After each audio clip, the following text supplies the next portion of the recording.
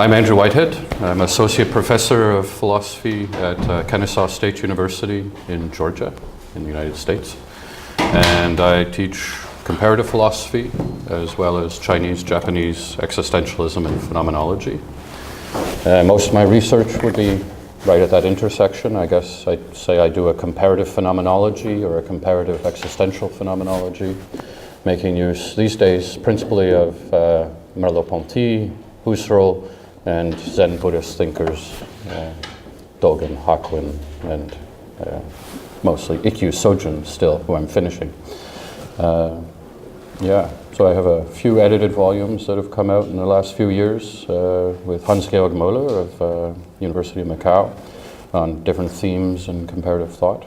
And they're good. I didn't know we were bringing our libraries. I would have brought it. We should. Yeah. In the future. I'll bring it next time. Books here. Mm-hmm. Yeah. The academic MD editions from Bloomsbury. They're here? They're here. Okay, so you can ask Takeshi. And today I'm going to talk about comparative phenomenology. It's actually the first time I'm diving into the topic explicitly. Usually it's more of a meta-philosophical kind of method that's running through my work, and this time I wanted to look at it more closely. So my subtitle is The Fundamental Notion of the Correlational. Last year I was finishing up teaching a course on Husserl's Crisis, and I was shocked how many times I came across this underlying function of the correlational, especially in the transcendental reduction, and how that kind of gave way to greater ideas for how I might work with Husserl and Zen and Kyoto school figures to better articulate what the correlational is doing and how it relates. In other work, I've looked at relegational argument forms and what the connection is, let's say, between internal or intrinsic relations, the correlational, and argument by relegation. But here I just want to try and trace this notion of the correlational through a few different figures. I'm actually very pleased to be able to speak today on the topic of the correlational, which has occupied my thinking for the last several years. As I've worked to determine the precise nature of my comparative research over the last decade now, it's become apparent to me that the methods and themes of my research are almost exclusively phenomenological in nature. In a reflexive turn, the correlational has become an obvious topic of concern, at least insofar as it would seem to be a fundamental notion for the thinkers and schools of thought with whom and with which I engage. This is most obviously the case in the works of Edmund Husserl, a variety of Zen figures such as the 13th century Soto Zen master Dogen, and those of the Kyoto school, most notably for me in the works of Nishida Kitaro and Nishitani Keiji. In fact, I'd even dare to go so far as to declare that at the heart of any given phenomenological system rests the fundamental notion of the correlational. And so far I've not found one where it's not true. It remains to be seen whether I'm perhaps reading too much Zen into 20th century phenomenology, or too much 20th century phenomenology into Zen. I suspect the former, not the latter. In either case, the fundamental role of the correlational is equally significant for Zen Buddhism as it is for Husserl's transcendental phenomenology. I hope to evidence this claim throughout my paper presentation, with special attention paid to defining the correlational in and for the task of comparative phenomenology, and a textually driven analysis of the correlational in the works of the Zen Buddhist Dogen Zenji, the 20th century phenomenologist Edmund Husserl, and the 20th century Kyoto school philosopher Nishida Kitaro. What's more, I believe that a closer look at the correlational in the Zen figures I'm citing here also helps to clarify what I take to be a misunderstanding of the correlational as a correlationism that phenomenology has recently been charged with by so-called speculative realists. So I'm going to start first by defining the correlational and then tracing it through a few people. Of the utmost importance to my discussion here is a radical shift in thinking concerning relationality. One of the most difficult hurdles, I'm sure all of us have experienced, that we need to overcome in instructing both Zen Buddhist philosophy and phenomenology is the overwhelming tendency students have to take as true what is given in the natural attitude, and in particular to take as true the guiding framework that undergirds and supports this attitude, including a blind commitment to taking as given the primacy of the distinction between self and other. Little attention is given, for the most part, to the originary experience that accounts for the validity of this distinction. I contend that this is owing to a particular understanding of relationality, and it would seem I'm not alone. Scholars such as Henry Rosemont Jr. and Roger T. Ames, as well as Thomas B. Kasulis, James Heisig, and John C. Meraldo, have all worked to articulate what they take to be some of the general commitments made in terms of relationality on the part of typical Western as opposed to Chinese or Japanese metaphysics.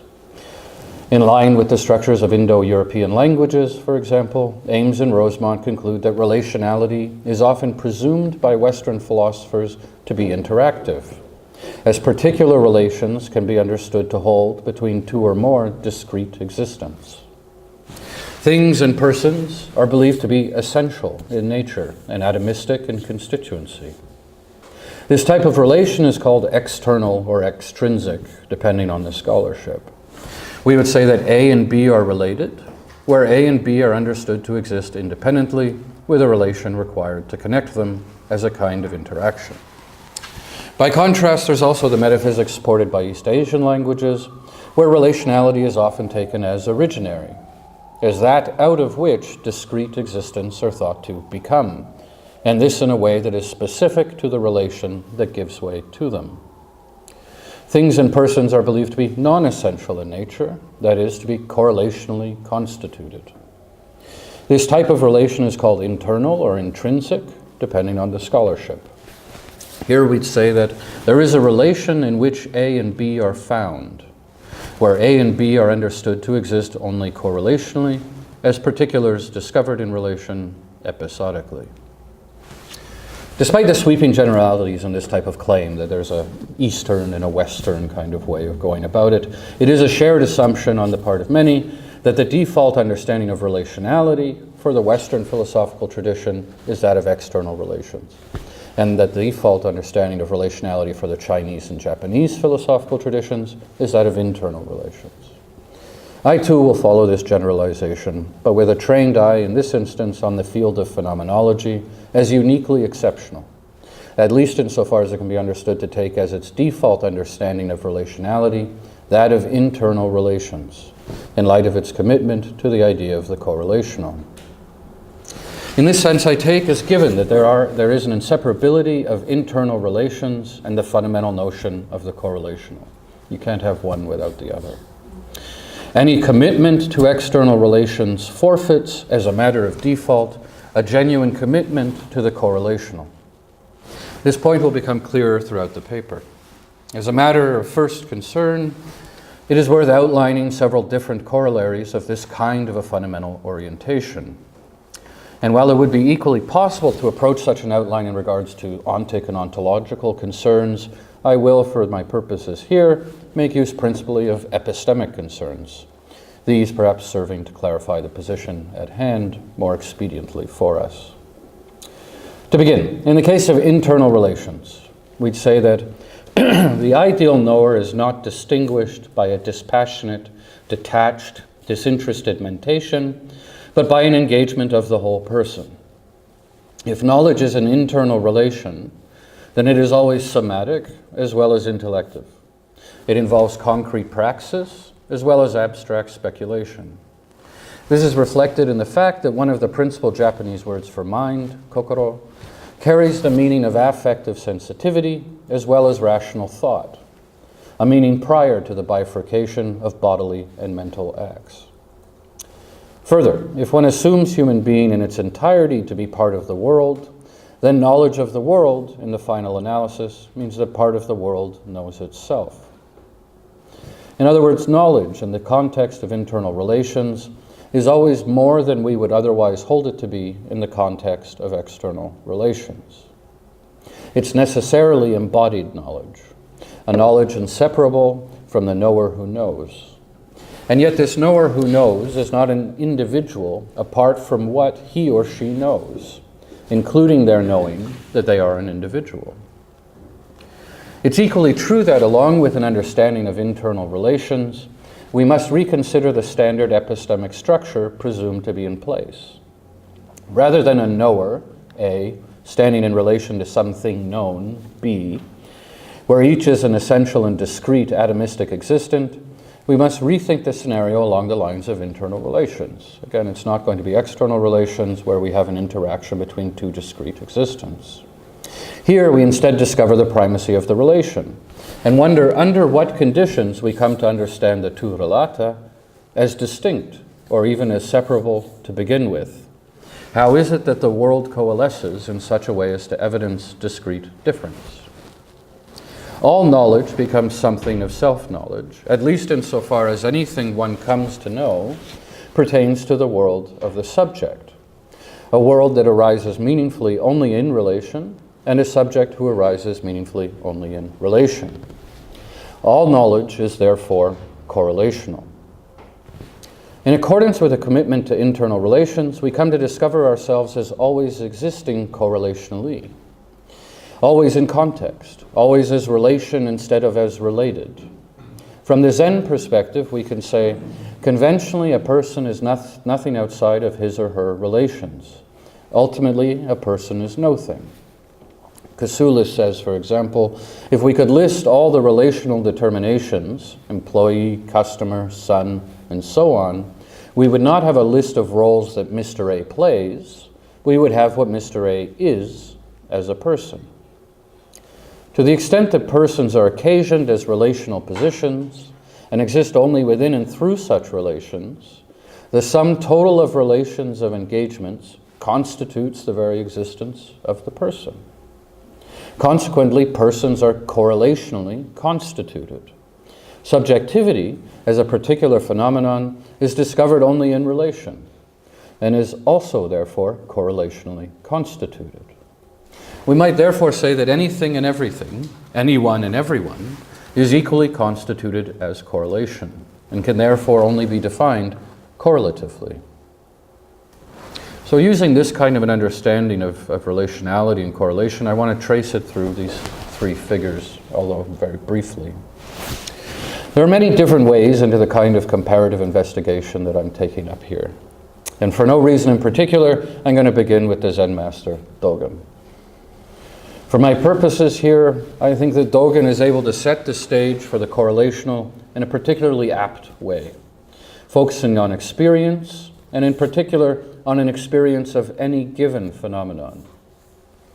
The simplicity of the method, together with Dogen's radical belief that to penetrate one single phenomenon is to penetrate all phenomena, successfully brings to the forefront the fundamentality of the notion of the correlational in terms of the experiential realm.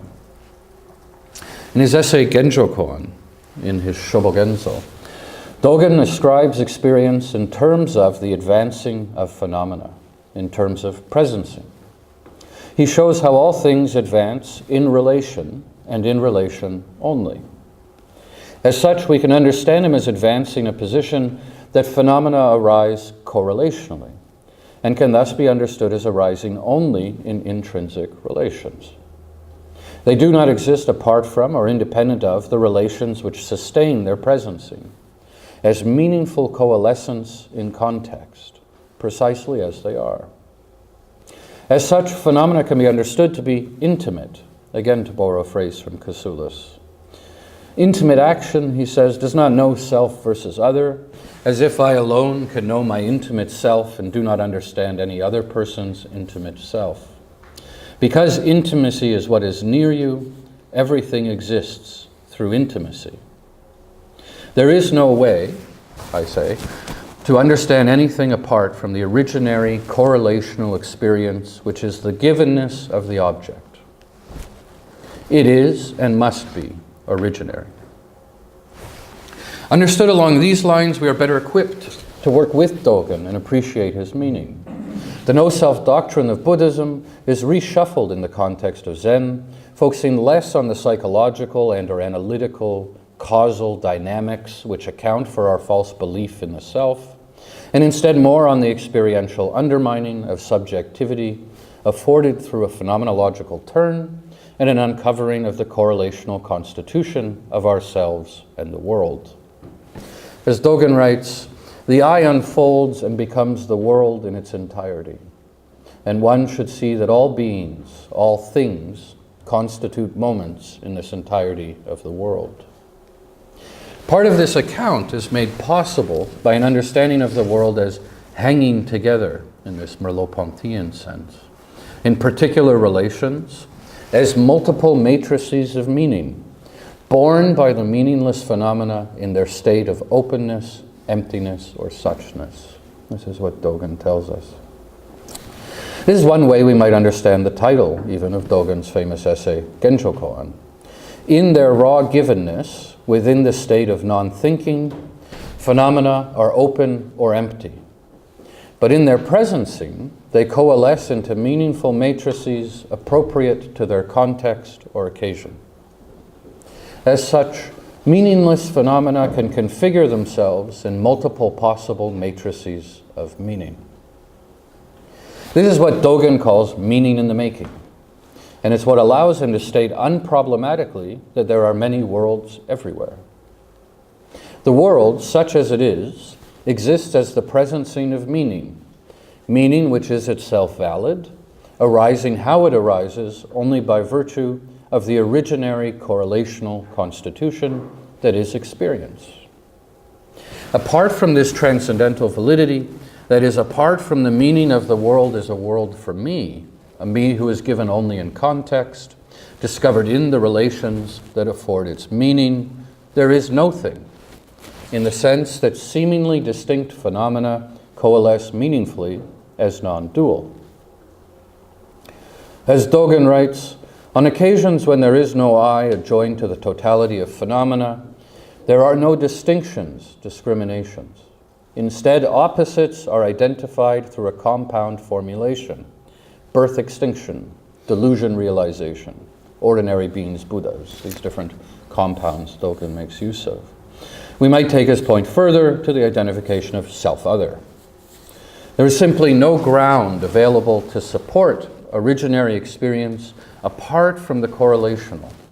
And as such, the I, as it is experienced as an object for me, is only a distinct discrimination based upon its own presupposition. In those modes of experience in which the I is not adjoined to the totality of phenomena, it is not.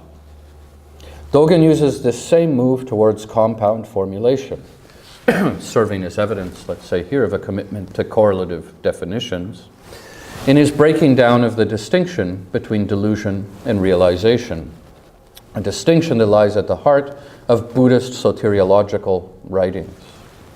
Dogen writes, to practice authenticate the totality of phenomena by conveying yourself to them, that's delusion. To practice authenticate yourself by letting the totality of phenomena advance, that's realization. In taking experience as the ground and discovering the foundational role of the correlational in and for experience, we're able to appreciate the impact relationality has in terms of the givenness of oneself and worlds. There are no experiences which prove exceptional to this general understanding. All experience points towards the correlational. In coming to understand that this is the case for any given experience, one gains immediate insight into the understanding that this is the case for all experience. As Dogen says, this is the place, but the way permeates everywhere. So this is my reading through Dogen, and I think we find similar tendencies, let's say, in Husserl, who I'll talk about next. In fact, from my reading, I can see that we find similar tendencies in the phenomenology of Husserl. For example, Husserl develops a comprehensive argument in favor of the transcendental attitude, one that rests on a firm commitment to the correlational as the means by which subjectivity itself is given. Now, while I believe there are good examples throughout much of Husserl's writings in favor of this kind of a reading, I'll limit myself here, for the sake of brevity, to only very few passages, and these all from his later works, especially The Crisis. But I think that we can trace it through quite a bit, especially everything after Ideas 2. At different points, Husserl formulates the significance of the correlational to greater or lesser degrees. However, that it remains in view as something indispensable and unavoidable seems consistent throughout most of his later works. In working to define the scope of his concerns and the problems to be worked through in terms of his transcendental phenomenology, Husserl notes, the whole transcendental set of problems circles around the relation of this, my I, the ego, to what it is at first taken for granted to be, my soul. And, again, around the relation of this ego and my conscious life to the world of which I am conscious and whose true being I know through my own cognitive structures. We find here a commitment to investigating relationality and to coming to terms with how my I relates to the apperceptively given light of consciousness in and for experience, as well as how my I relates to the world. Husserl is quick to realize that in the first instance, my I is an object for consciousness, not dissimilar in most respects from any other object for consciousness. It would seem to give itself according to similar structures as we discover in the case of other objects. Perhaps most significantly, my I is discovered to be fundamentally different from conscious experience itself, which now seems to be as though pre-personal. As Husserl writes, our considerations show that the epoche would be mistaken not only if conceived as an individual reduction within the individual soul, but also if conceived as such an individual reduction proceeding from soul to soul. All souls, he say, make up a single unity of intentionality with the reciprocal implication of the life fluxes of the individual subjects. A unity that can be unfolded systematically through phenomenology. What is a mutual externality from the point of view of naive positivity or objectivity is, says Husserl, when seen from the inside, an intentional mutual internality. End quote. This is significant insofar as the reduction, even if undertaken by an individual, is not undertaken within an individual. There is instead a single unity of an intentionality available to our phenomenological inquiry, and this unity works to clarify how the seemingly external, essential objects with which we relate are in fact no more than intentional mutual internality. This move towards the mutual, as a departing from a conception of the world as one of external relations, sheds light on the correlation in Husserl. The world as it is given for, as a matter of contextual arising, and therefore as a giving for which carries with it the self-implication of the whom for, which is inextricably linked to its how. As the functioning subjects in and through whose function the world is for us, Husserl says, we are completely extra-thematic in the natural attitude. Forgotten, as it were, apart from the validity we have with particular content which attains and bestows meaning within us. As we take our functioning subjectivity thematically, however, it becomes apparent that its validity, as it was on the natural attitude, is as it is only by virtue of the world for us. Its meaning is bestowed within us, attained only together with the particular content that accounts for the thematically relevant. In this sense, to take oneself as a human being is already to take oneself after a particular fashion, with its validity, despite the originary experience being nothing like that of a human being. Husserl once noted that, quote, great difficulties had to be overcome in order not only to begin the method of epoche and reduction, but also to bring it to its full understanding of itself, and thus for the first time to discover the absolutely functioning subjectivity, not as human subjectivity, but as the subjectivity which objectifies itself, at least at first in human subjectivity. In other words, how we experience ourselves is always born from an experience in which we discover ourselves as we are given in context, in accordance with the correlational. Ours is a subjectivity which is not human, but a subjectivity that objectifies itself as human in its givenness, which is inextricable from how it is given, which adheres to the correlational constitution at the heart of the experience in which it is discovered, which is itself originary. The transcendental correlation, says Husserl, between the world and the transcendental life of constituting subjectivity and the world itself, as it constantly outlines and confirms itself in the life community of transcendental intersubjectivity as a pole idea, is not the puzzling correlation which occurs in the world itself. End quote. What's important to note here is that this involves a very different reading of Husserl than orthodox idealist readings allow, for example. So if this sounds like a funny Husserl, it's a little bit of a funny Husserl. Yeah. And I can't substantiate the claim here and now, but I do believe that Husserl's idealism was largely meant as a corrective to the widely assumed objectivist realism and naturalism of his time. Hence his later reformulations in terms of the correlational a priori, that binds the noesis to its noema and vice versa, might be understood as a more mature expression of Husserl's deep insight into the correlational constitution of self and other, of consciousness and world. However, this is precisely not to mean that the objective is a mere correlate of the subjective, as an idealist reading would have it and would compel us to read it so, but that the two are correlates of each other. We can here think of something like Meillassoux' concept of correlation, as he expresses it in After Finitude, namely as the idea according to which we only ever have access to the correlation between thinking and being, and never to either term considered apart from the other. Here is no flaw, but in fact a phenomenological insight. An insight that Husserl, as I'm arguing here and elsewhere, shared with Zen figures that I'm referring to. I'm going to finish quickly just with some comments on Nishida. I think that we find the same commitment to the correlational in the 20th century works of the philosopher Nishida Kitaro, likely in part because of Nishida's commitment to experience as the ground, the same as we found in the cases of Dogen and Husserl. Nishida writes, "Over time I came to realize that it is not that experience exists because there is an individual, but that an individual exists because there is experience. I thus arrived at the idea that experience is more fundamental than individual differences." Nishida pursues this line of thinking into the pre-personal, the originary, the correlational.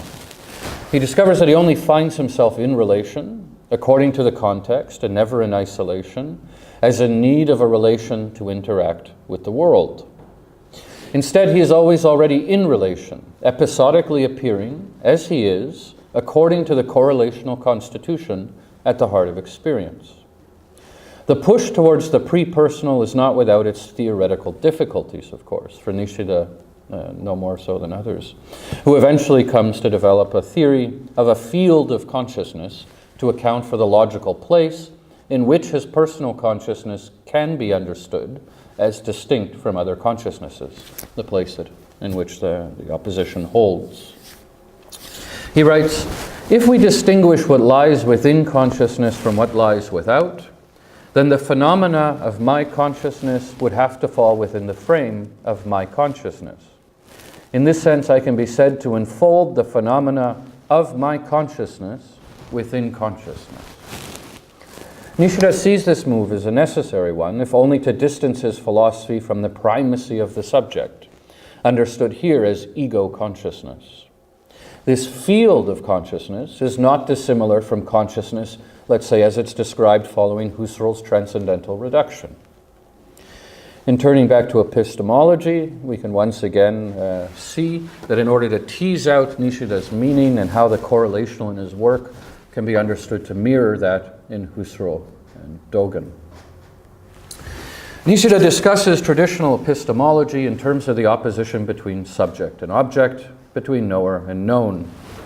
In his own turn, he argues in favor of another understanding of knowing, namely as self-awareness, in which the self reflects itself within itself. This demarcation of self, in turn, shows what is not self. Both of these, what is and what is not self, are reflected in the self, as the place in which the opposition holds. This is, as it were, the consciousness of the self as it is in personal consciousness. This self we are conscious of, as distinct from what it is not, however, consciousness.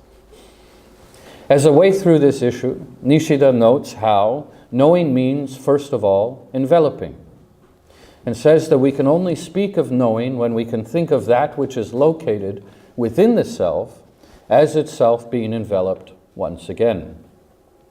This enveloping of the self, which envelops, is a personal, pre-personal enveloping, an enveloping that envelops the opposition between self and other, between different instances of knowing. So I think in all three of the figures we find something similar to what we find in, let's say, Husserl's transcendental reduction. Also we see this in Nishida to some extent, that is a fundamental notion of the correlational at the heart of something like a comparative phenomenology. So I've started in some ways to come to grips with the notion of the correlation as it pertains to what I'm trying to present as a comparative phenomenology. But the consequences of such a position are, of course, many and varied, including a tendency towards relegational argument forms, non-dualist ethics, and conceptions of the social political sphere on radically different grounds than we've heretofore had to work with. And I think I'm just going to stop there. Thank you.